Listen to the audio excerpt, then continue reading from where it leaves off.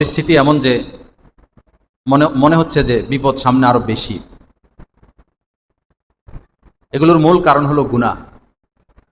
সমস্ত সমস্যার প্রধান কারণ হচ্ছে গুনাহ।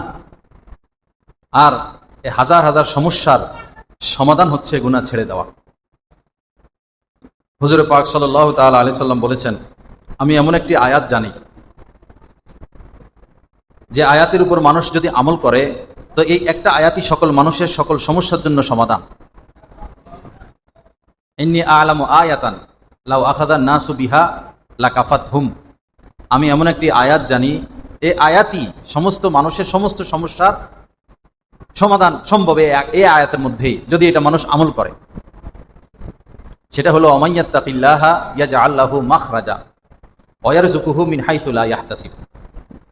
মহান আল্লাহ বলেন যে তাকওয়া অবলম্বন করবে, গুনাহ করবে না, গুনাহ মুক্ত থাকবে, ইয়াজআল লাহু মাখরাজা, তার চলার মতো, বিপদ থেকে উদ্ধার হওয়ার মতো আল্লাহ পাক এক রাস্তা খুলে দিবেনই খুলে। ওয়া ইয়ারযুকুহু মিন হাইসু লা ইয়াহতাসিব, এবং এমন এমন জায়গা থেকে তার রিজিকের ব্যবস্থা করবেন যেটা সে কল্পনাও করেনি। আমাদের মূল সমস্যা গুনাহ করা, আর সমাধান হচ্ছে গুনাহ ছেড়ে দেওয়া। এখন সর্বত্রই পাপ।